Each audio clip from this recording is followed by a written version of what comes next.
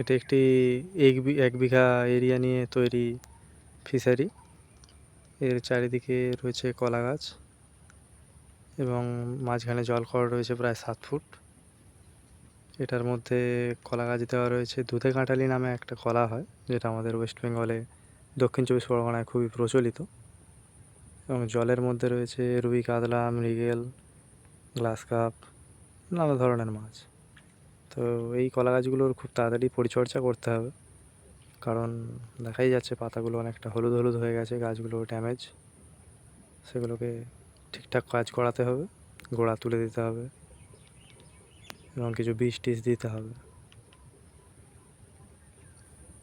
কলা গাছ সম্বন্ধে কোনো কিছু জানার থাকলে অবশ্যই কমেন্ট করতে পারেন, তার কিছু উত্তর দেওয়ার চেষ্টা করব আমি।